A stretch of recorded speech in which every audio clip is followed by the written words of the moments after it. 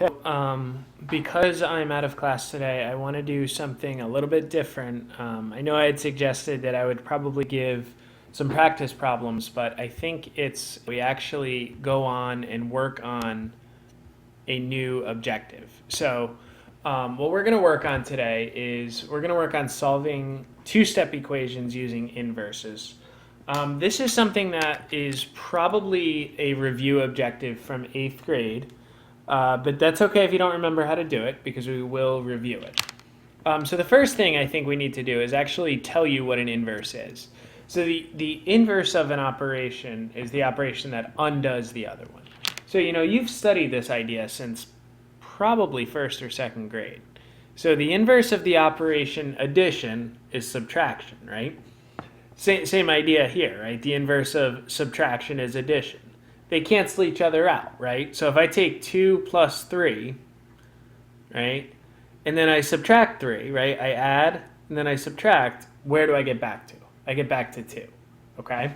Same idea with multiplication and division, okay? If I take, say, 7 times 4, right, and then I divide by 4, well, 7 times 4 is 28. 28 divided by 4 is 4.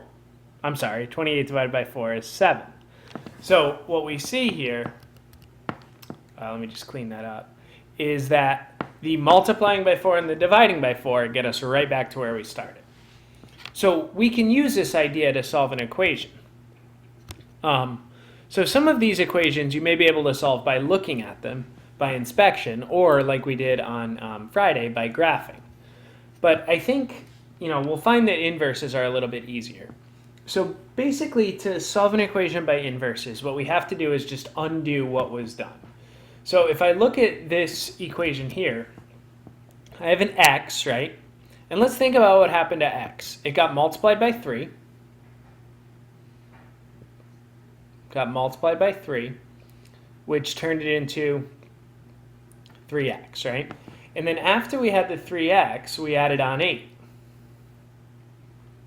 Right? Added on 8, and that gave us 8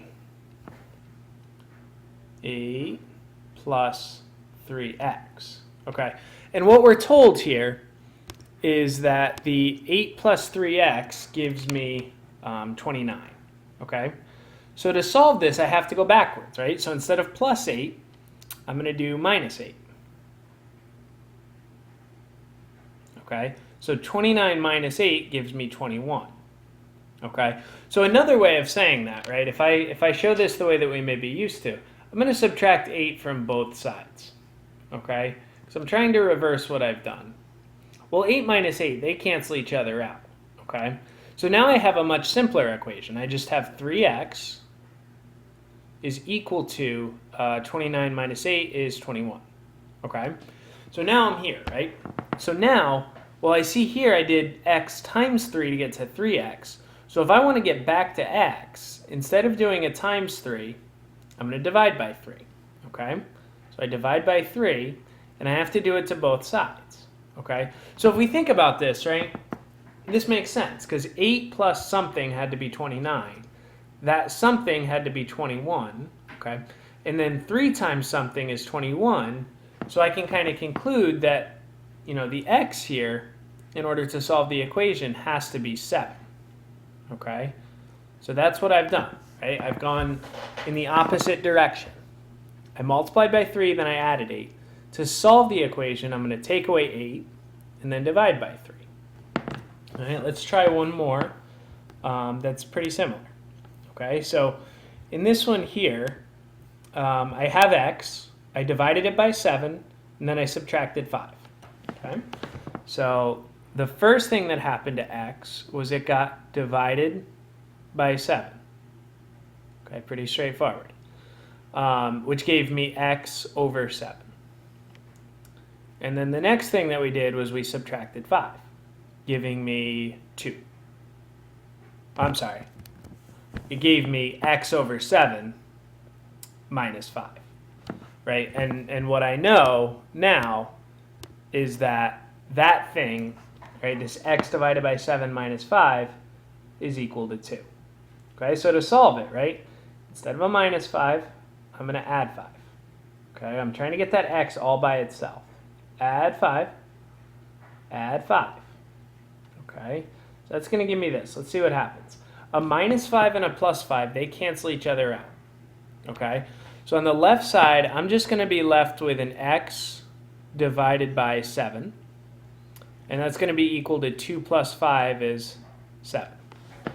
All right, so let's keep working backwards, right? I have an x divided by 7, and I know that that's equal to 7, right, based on what I see here. And then to get rid of my divide by 7, I'm going to do the inverse of dividing, right? So instead of dividing, I'm going to multiply, okay? So I'm going to multiply both sides by 7. Times 7, times 7. Lots of 7s here. So what happens, again, 7 and 7, 7 times something divided by 7, that's just going to give me x. They're going to cancel each other out. And then x ends up equaling 7 times 7, which is 49. Okay? So if I think about this, we should always be able to check and make sure that this thing works. So I think that the x is 49. Okay, so I'm going to substitute it into my equation here. 49 divided by 7 minus 5, well, I hope that thing equals 2. Let's check, and I don't know if that's the case yet. 49 divided by 7 is 7. Minus 5, okay, good. It is, in fact, equal to 2. I've checked to make sure that I'm right. All right, one more. This one has a couple different ways of doing it. And I'm going to show you the way where we really work backwards, okay? And then we'll think about another way that we could have done it. Okay, so on this one here, I have an x, right? Now, order of operations says I'm subtracting first, okay? So the first thing that happens to my x here is 6 is being subtracted, okay? And that leaves me at x minus 6. And then, because that's what the parentheses mean. It means that I'm going to work in here first. And then after that, I took that whole thing and I multiplied by 4, which gave me 4 times the quantity x take away 6. All right? And that whole thing ends up being equal to 12. Okay? So as I go to work backwards, I'm going to undo those operations. So instead of times 4, let's divide by 4. All right? The inverse of multiplying is dividing. So if I divide by 4, I'm going to take this whole thing, the whole left side, and divide by 4. Okay, so the 4's cancel, and let's see what I'm left with. X take away 6, let's make that take away very clear, right, because these are gone, is equal to 12 divided by 4 is 3. And now, right, we have a pretty obvious equation. A number take away 6 is equal to 3. Well, to solve this, obviously we know that the result is going to be 9. So what I'm going to do instead of just, knowing what it is, I'm going to add 6, just so we see how this works. Okay, if I add 6 to both sides, all right, the minus 6 and the plus 6 cancel out, and I get what I want. I just get x alone. And I know that it's equal to 9. Okay? And now let me just show you quickly how I can check this. So we'll do a check over here. So I think that 4 times 9 minus 6 had better equal 12. Well, let's see. Working inside the parentheses, I get 9 minus 6 is 3. 4 times 3 is definitely equal to 12. Good. So I've done the equation correctly. Okay? So I just want to show you one other way that I might have approached this equation. Let's go back over here and let's take the original equation that we started with. So we started with 4 times x minus 6 equals 12. Well, what I might have wanted to do was distribute and do 4 times x is 4x, and 4 times 6, 4 times negative 6 is negative 24. Okay? And then I would still be able to solve it, right? I would add, let's get green here. I would add 24 to both sides. Sorry about that. Add 24 to both sides, leaving me with 4x equals 36. Okay? Then, of course, I divide by 4, right? The opposite of multiplying by 4 is dividing by 4. And either way, I get the same solution, x equals 9. Okay? So now you guys are going to work through some problems.